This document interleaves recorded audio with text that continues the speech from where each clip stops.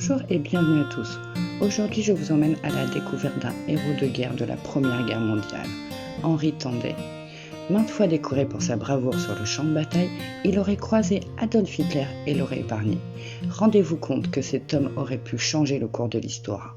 C'est parti.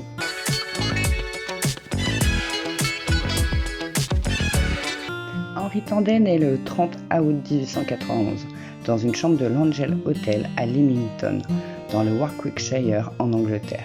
Il perd sa mère Catherine très jeune et son père James, ancien soldat et tailleur de pierre, meurt lui aussi pendant son enfance. Il a alors une enfance malheureuse en grandissant dans les orphelinats.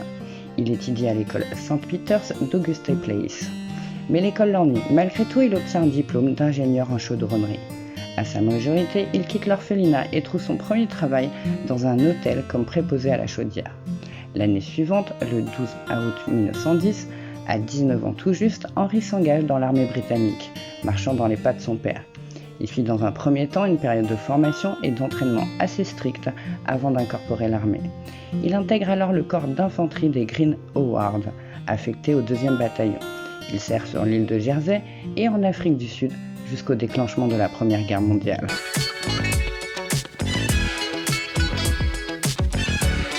Après l'entrée en guerre des Britanniques, Henri est envoyé à la bataille d'Ypres en Belgique à la fin de l'année 1914. Cette bataille a pour but d'empêcher les Allemands d'avancer sur la France, mais aussi de les empêcher d'atteindre les côtes normandes, qui serait un lieu bien trop stratégique pour eux.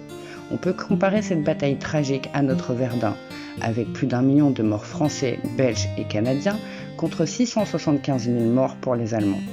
En 1916, Henri est blessé à la jambe lors de la bataille de la Somme en France. Cette bataille, qui avait tout d'abord pour but d'atteindre le nœud des communications allemandes de Valenciennes-Maubeuge-Cambrai, est chamboulée par la gigantesque attaque surprise des Allemands à Verdun. Bien que le but premier reste inchangé, cette bataille permet d'alléger la pression allemande sur Verdun. Ce sera une des plus sanglantes de la Première Guerre mondiale. En 5 mois, c'est plus d'1 200 000 soldats qui y trouvent la mort, toutes nationalités confondues. En 1917, Henri est blessé une seconde fois à la bataille de Passchendaele, ou 3e bataille d'Ypres en Belgique, le but étant d'atteindre les bases des U-boats allemands à Bruges. Il faut faire vite car le temps est exécrable, la pluie qui tombe en permanence sur un terrain boueux ralentit les offensives surprises. Au final, les Alliés font reculer l'ennemi de presque 10 km. On comptera en morts, disparus et blessés 8500 Français, 4000 Canadiens, 250 000 Britanniques et 260 000 Allemands, principalement noyés sous la boue. En juillet 1918, Henri est muté au corps d'infanterie britannique de Duke of Wellington Regiment. Il commence déjà à faire parler de lui, son entêtement à vouloir réintégrer son régiment dès que possible, après ses blessures et son courage sur les champs de bataille lui valent déjà une réputation de héros de l'Empire britannique. Le 28 août 1918, il est en poste à Marcoing, près de Combray, dans le nord de la France. Faisant preuve d'une bravoure exceptionnelle avec 2 de ses compagnons d'armes, Henri prend d'assaut une tranchée allemande sous le feu ennemi, faisant 20 prisonniers. Il obtiendra la médaille de la conduite distinguée pour cet épisode. Le 12 septembre 1918, à la bataille d'Arvincourt, toujours dans le nord de la France, Henri mène une attaque à la grenade, auréolée de succès et ramène encore une fois des prisonniers et sera décoré de la médaille militaire.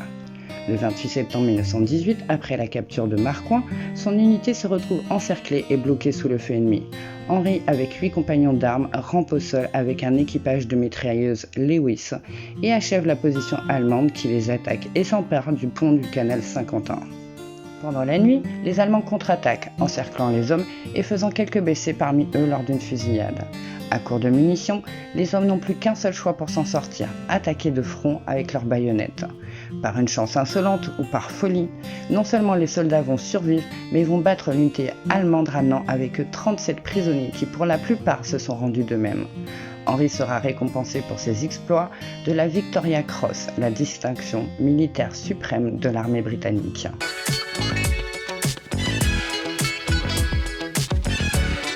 En octobre 1918, à peine 1 mois avant l'armistice et la fin de la Grande Guerre, Henri est posté à Marcoing, dans le nord de la France.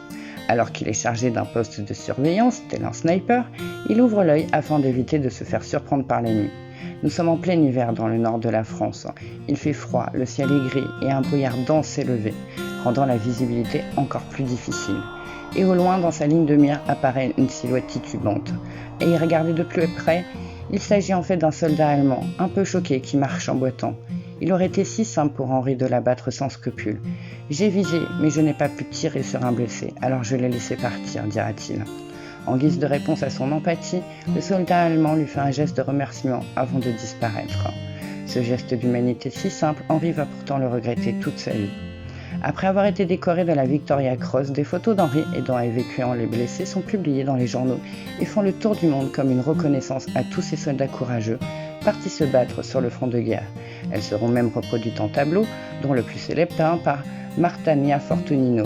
Celui-ci aura une importance particulière dans l'histoire de notre brave Henri.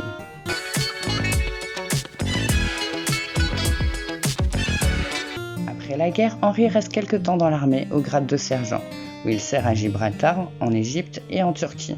Il est démobilisé et retourne à la vie civile le 5 janvier 1926. Il rentre en Angleterre et s'installe à Coventry, non loin de Birmingham. Par la suite, il trouve un emploi d'agent de sécurité à la Triumph Motor Company, poste qu'il occupera pour le reste de sa carrière. Il va se marier 2 fois, mais n'aura jamais d'enfant coulant des jours heureux. Mais en 1937, un appel téléphonique presque 20 ans après la Première Guerre mondiale va complètement bouleverser sa vie. C'est le Premier ministre britannique, Neville Chamberlain, en personne à l'autre bout du fil. Et celui-ci lui annonce que le soldat blessé qu'il avait laissé partir dans le brouillard du nord de la France n'était autre qu'Adolf Hitler. En effet, M. Chamberlain, lors d'une visite en Allemagne dans le but d'éviter un conflit, rencontre le chancelier de l'époque, Adolf Hitler. Celui-ci l'invite dans sa résidence de Berchtesgaden, le fameux nid d'aigle. Hitler aimait impressionner ses invités par la visite de sa résidence luxueuse. Au détour d'une pièce, M. Chamberlain remarque le fameux tableau représentant Henri qui porte secours à d'autres soldats et questionne son hôte à ce sujet. « Cet homme a failli me tuer et j'ai pensé que je ne reverrai plus jamais l'Allemagne », lui répond Hitler. Au retour de la Première Guerre, Hitler avait reconnu l'homme qu'il avait épargné dans des articles publiés à l'époque. Il avait donc gardé précieusement une photo de cet homme dans son portefeuille jusqu'à pouvoir acquérir une copie du fameux tableau. Pour Hitler, cet événement est un signe divin dans la création de sa légende. Une étape de sa grande destinée, au même titre que d'avoir réchappé au gaz. Rendez-vous compte, être épargné par l'ennemi pour pouvoir ensuite l'attaquer dans un autre conflit mondial. C'est donc à son retour que M. Chamberlain contacte Henri. Il veut s'assurer que cette histoire est véridique. Henri lui assure que l'anecdote est bien réelle. Il a effectivement bien épargné un homme, mais il serait bien incapable de l'identifier et d'assurer qu'il s'agit d'Hitler. Cependant, cela reste possible. On dit que j'ai croisé la route d'Adolf Hitler, ils ont peut-être raison, mais je ne m'en souviens pas, dira-t-il. Pour enfoncer le clou, Hitler aurait demandé à M. Chamberlain de transmettre ses salutations et son meilleur sentiment de gratitude à Henri. Le Premier ministre Chamberlain meurt quelques mois après son coup de téléphone d'un cancer de l'estomac, sans avoir jamais pris la précaution de coucher cette anecdote sur le papier, ce qui va mener à bien des controverses sur la vérité de cet épisode historique.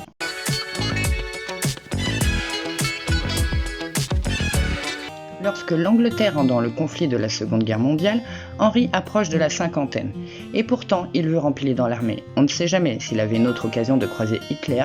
Cette fois-ci, il ne le raterait pas.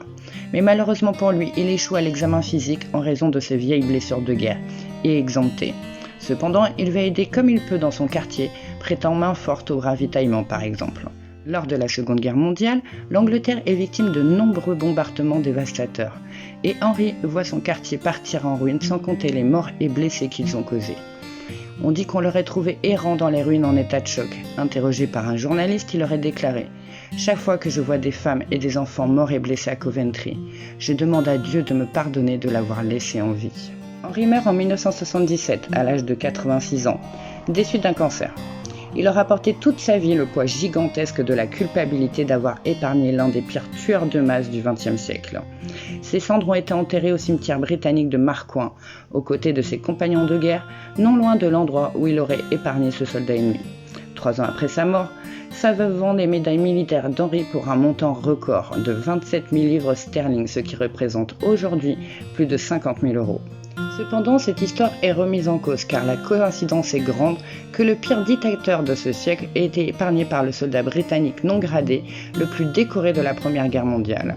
Les historiens pensent aujourd'hui qu'Hitler a pris cette anecdote à son profit pour construire sa légende en tant que Führer du peuple allemand, légitimant ainsi son statut presque divin.